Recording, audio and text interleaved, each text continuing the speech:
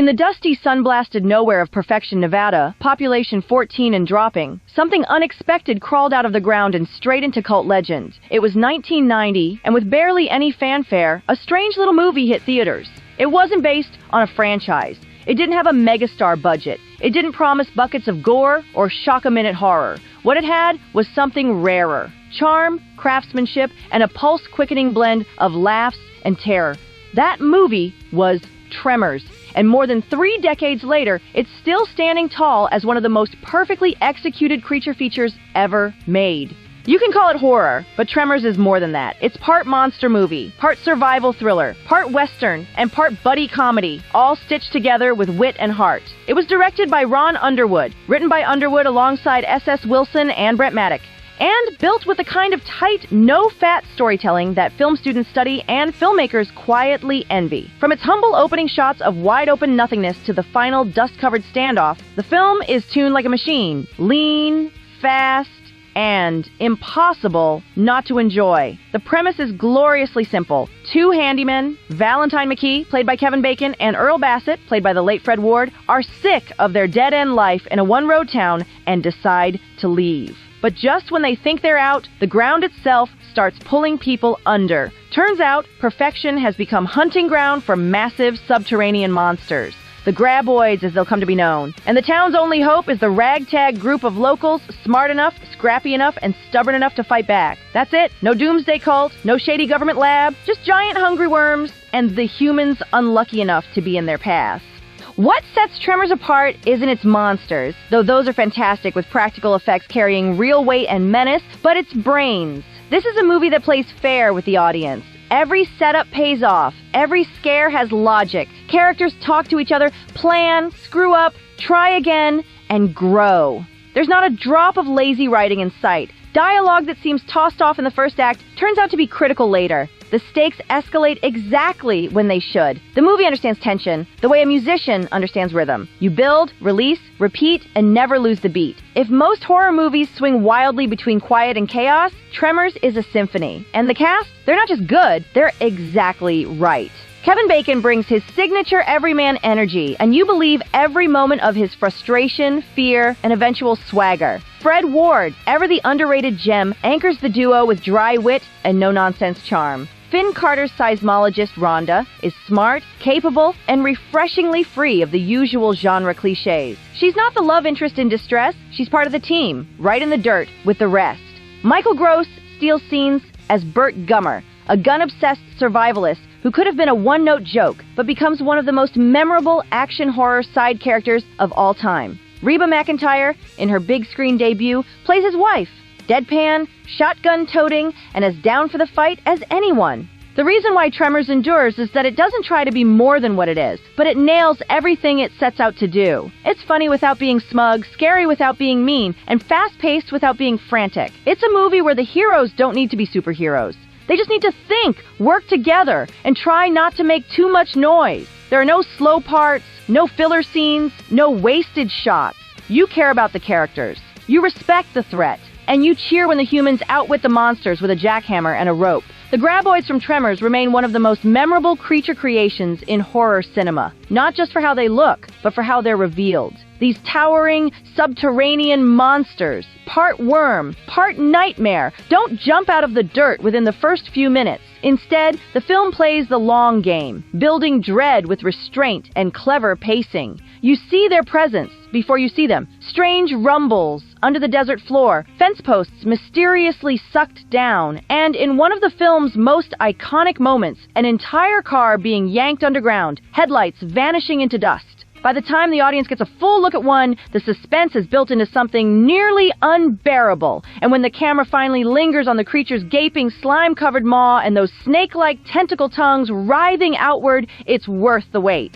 What makes these monsters truly stand out is the method of their execution. This was the early 1990s, and Tremors was made just before digital effects began dominating Hollywood. Every graboid you see is a practical effect, and every trick in the book is marched out front and center to make them feel as real as they appear to be. That means animatronic wizardry, miniatures, hand puppets, reverse photography, forced perspective, hydraulic rigs, and full-size models. There are no pixels here, no rubbery CGI shortcuts. The filmmakers dug actual trenches, built scaled-up monster heads, and used clever editing to make the desert itself feel alive. The result is that the creatures don't feel imaginary. They feel physical, weighty, and immediate.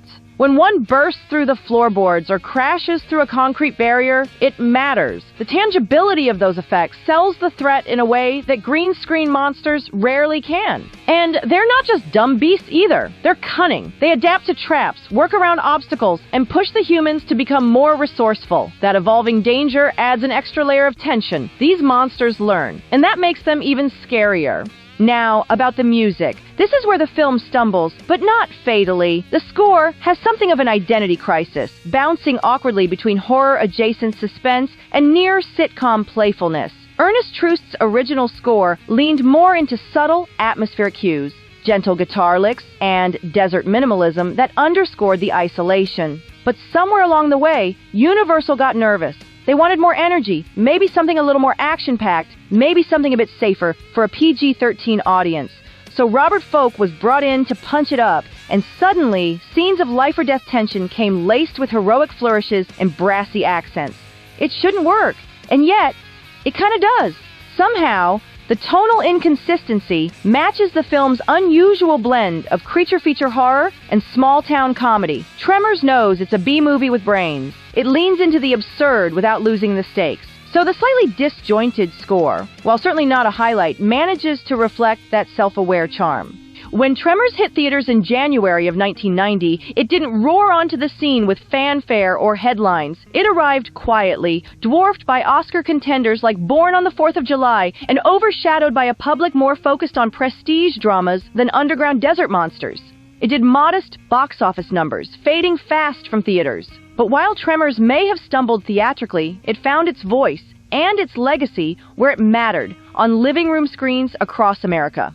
First, it caught fire on cable, where late-night viewers stumbled upon its strange mix of horror and comedy and found themselves hooked. Then came VHS, and Tremors exploded. It became one of the most rented titles of the decade. Its orange desert vistas and monstrous worm attacks a recurring presence on TVs nationwide. By the time DVD rolled around, the cult following had only grown stronger. Special editions, commentary tracks, and collector sets followed. And then came Blu-ray, then 4K. Each new format gave fans a reason to revisit the film, and each time the film held up. It didn't just become a cult classic, it became the cult classic. A movie so easy to rewatch that generations have passed it down like a family heirloom. Now Tremors is more than a monster movie. It's comfort food for genre fans, a gateway horror film for kids too young for Freddy or Jason, and a masterclass in budget filmmaking. What began as a modest creature feature has grown into a franchise juggernaut, spawning 6 sequels, yes, 6, a prequel set in the Old West, a short-lived TV series, and another that never quite made it to air. And yet, it's still the original that fans return to. Why? Because Tremors understands what most modern monster movies forget. Less is more. The film never overreaches. It keeps things small, intimate, and believable. A couple of handymen, a seismologist, a survivalist couple, and a few panicked locals. No cell phones, no cavalry, just whatever's in arm's reach, and a whole lot of clever thinking. And that's what makes it great. The Graboids are terrifying, but they're not invincible. You can outthink them, outmaneuver them. You can win, and that makes the movie thrilling in a way that $200 million CG spectacles rarely are. But Tremors isn't just smart, it's warm. You care about the people. You care when Edgar Deems dies up on that tower. You care when Val and Earl bicker like an old married couple while risking their lives to pull off a last-ditch plan. You care when Rhonda finally gets to shine, not as a love interest, but as someone genuinely brilliant and brave. Even Bert, the gun nut survivalist, isn't a caricature. He's a lovable lunatic with a heart. When he unloads an entire wall of ammo into a Graboid, you cheer. Not because it's violent, but because he means it. The writing is tight. The pacing is perfect. The practical effects, rubbery, slimy, and full of weight, feel more real than anything CGI has mustered in decades. The humor is dry, character-driven, never smug or self-aware. It doesn't wink at the camera. It doesn't act above its premise. It embraces its absurdity and makes you care. That's rare. That's special. In the pantheon of horror comedy, Tremors stands tall. It may not wear its genre on its sleeve the way Evil Dead 2 does, or push boundaries like Shaun of the Dead. But it does something harder. It balances tone with precision. It makes you laugh without undercutting the fear. It delivers thrills without losing charm. It earns your affection without asking for it. That's why it endures. That's why it matters. Perfection, Nevada might be a fictional place, but for fans of monster movies, Tremors is as real and reliable as it gets. It isn't just a cult classic. It's a blueprint. Come along, let's sing, where the joy will bring. Tune into the beat, feel the magic, it's true. Channel 199 X, we're here just for you, for you.